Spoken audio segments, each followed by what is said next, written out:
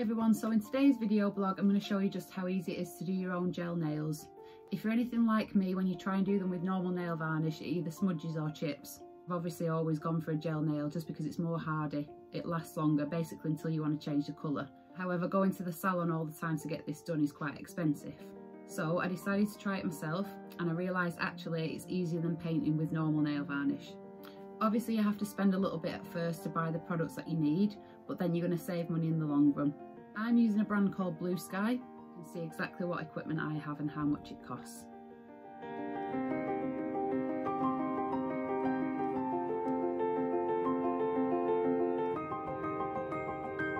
There are tons of others out there that do exactly the same.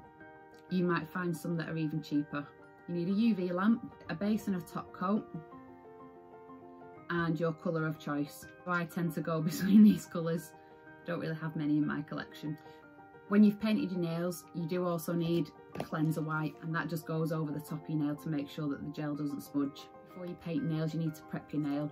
That involves filing it into a shape that you like, pushing your cuticles down so you get as much of your nail bed as possible. Can make your nails look a little bit longer, and a buffing block just at the top of the nail. That will make sure any ridges or any discoloration's gone. The good thing about gel is that you don't always need to use a buffing block on your nails because it'll cover up the ridges anyway. And then to finish off, when you finish painting your nails, I like to use just a little bit of hand cream and some cuticle oil just to soften around the edges. I normally have short nails. It is easier to paint your nails when they have a little bit of length. Even when they're short, I can still do this. You just have to be a little bit more careful that you don't get it on your skin. However, if you do, it does come off quite easily. I tend to use my nail from my other hand and just scrape it off.